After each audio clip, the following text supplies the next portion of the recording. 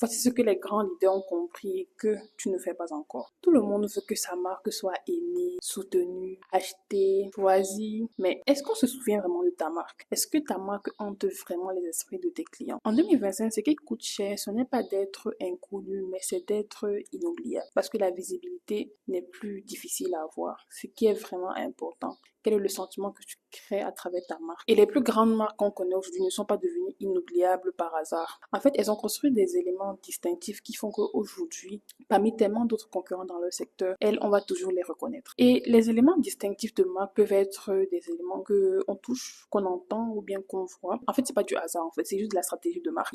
Et c'est quelque chose qui se fait dès le début, avec intention.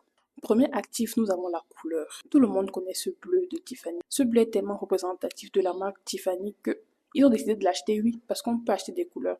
Donc cette couleur, aucune autre entreprise au monde ne peut utiliser ce bleu. Parce que c'est ce bleu, c'est cette couleur-là qui fait la force de la marque. En deuxième position, nous avons la forme. Tout le monde reconnaît cette bouteille.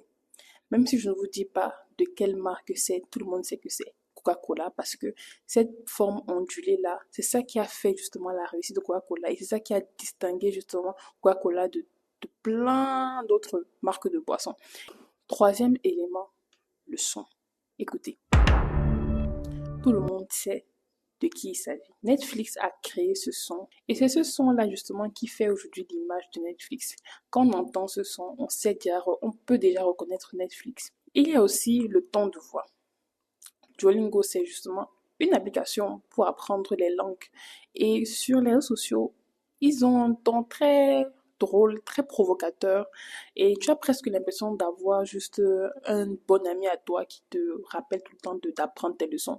En fait, le ton de voix qu'ils ont utilisé dans leur communication rend justement la marque très accessible et ça rend aussi la marque très proche de son public. Dernier élément, c'est la typographie.